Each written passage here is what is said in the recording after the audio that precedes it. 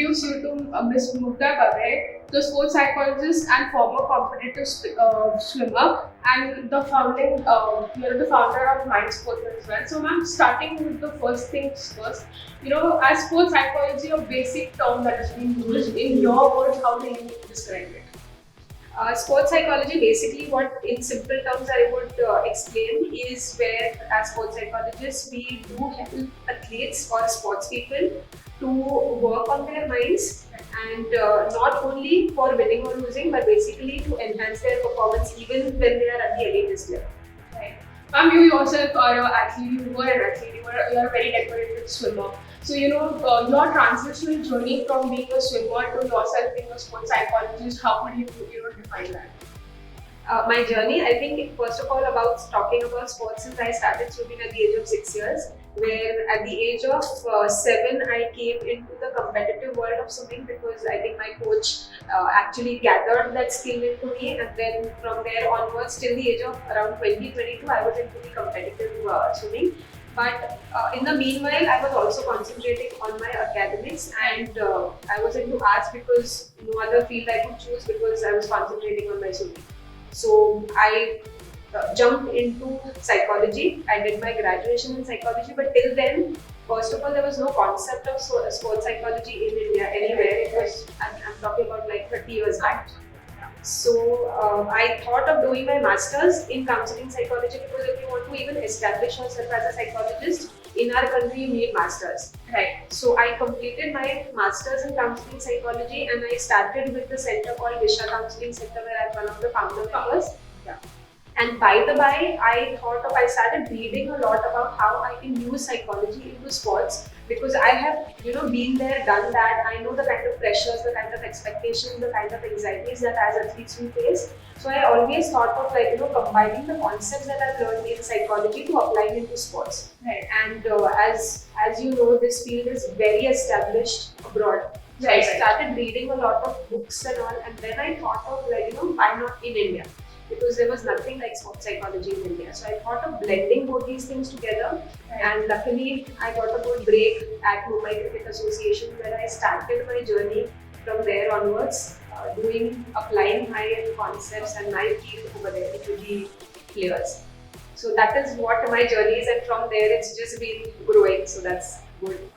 And so, managing one single athlete is a Herculean task. But when it comes to, directioning one single particular team, where there are a lot of players, athletes, where they come different mindsets. So, how difficult is it to manage that, and how have you managed to do that? Yeah, I agree. See, even when I'm training one single team, with 8 athletes involved in that, everybody's mindset is different, and that's where the role of psychologist is so very important. I'm talking about psychologists because later comes sports psychology, because psychology is the mother of all branches, and this is what we've been learned and trained about as to how to identify every athlete's personality. Because see, when we talk about a very technical term like personality, every athlete is going to show up with a different kind of personality traits. And as psychologists, we need to identify that first. We need to identify the needs of the athletes, and only then I can start working. Because it's not something like one jersey fits all. I cannot use same set of techniques in mental training and apply to everyone. I have to moderate them. I have to change them to how it fits to each athlete. It's a very difficult task, but I think that's what it is. Yeah.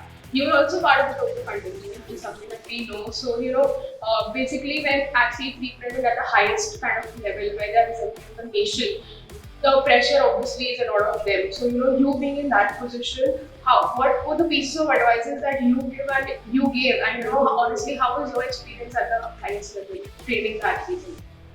Training the athletes at the Olympics, I've been doing that since a long time, and I would say that it doesn't just start maybe a month or two before Olympics. Yeah.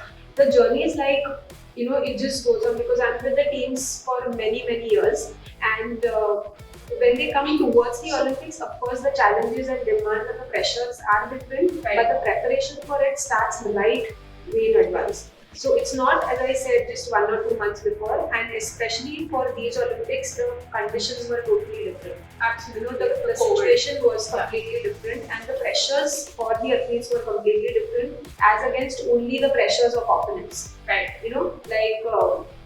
Maybe COVID situation. What if I contract COVID? So all of those thoughts also the athletes were quite disturbed with. So handling all of this was basically a challenge for me this time.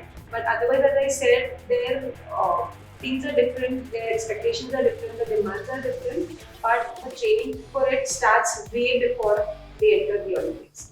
Mental health today, it was a taboo back behind, but now people are starting to pay little attention. We saw Naomi Osaka, who's back out of a lot of tournaments. That we saw Simone Biles in the Olympics get out to the event. So if you were a part and you being the key person at that point of time, what would your suggestions be to them when they are facing that mental issues?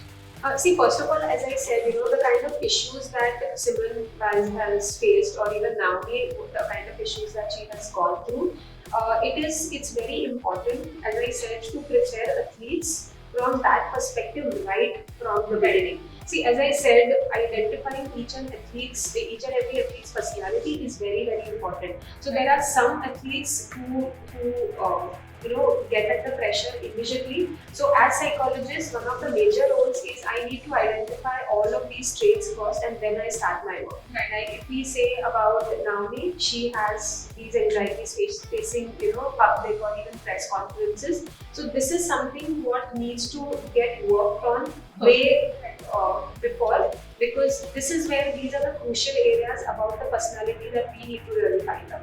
Because it's not that the anxieties are just cropping up only when she is facing media, but these must have been the symptoms way back that she must be going through childhood.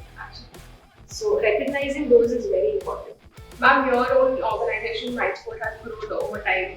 So how do you describe that as a prominent one of your achievement? How did exactly everything start? And since you just mentioned that it wasn't the same case 30 years before or even few years ago. So how would you mention your journey and your achievements at Mindsport especially? See, when I started in this field, I would say in 2006 with Mumbai Cricket Association, I saw that, especially being in Bombay, I saw that the field was growing quite well. People were getting aware. Of course, I had to do a lot of research. I had to do a lot of talks and create those awareness as to what is mental health and how it is important in sports. But I think over a period of time, if I would say from 2006 to now, the awareness has grown leaps and bounds. And that is where in 2016, I thought of coming up with a very, very specialized service only for athletes, because of course I'm a part of Disha Counseling Center, which is a general mental health center. So of course I was giving my services as a mental trainer out there, but I thought if I come up with a kind of very specialized services for athletes, they have that kind of a direction that yes, if I have or if I need anything specifically into sports, I know where to go. So that is with the idea that I came up with Mindsports, and I think it's really doing well now. Yeah, absolutely. Ma'am, one thing a lot of people are not known about is they tend to mix sports psychology with mental therapy as well. So if you could just give one point of differentiation, what would that be? See, I would say therapy, when I'm doing counseling, it's a part of therapy. It is in fact a therapy that I'm doing. We have different approaches if I really have to go into the technicalities of it, there are different approaches and therapies or theories that we use when we are doing counseling. So it all depends on which athlete you are working with and which are the kind of therapies that are applied or related to every athlete. So counseling, I would say therapy is a part of counseling. Yeah. So it's just all together. But if you have to ask me about the other aspect of medication, because that is what generally people get confused with psychology and psychiatry. Right. So psychiatrists are the ones who have a medical background and who can prescribe medication, whereas counselors or psychologists only do therapy with their clients. So I won't take much of the time, but there's one final thing that I want to ask you.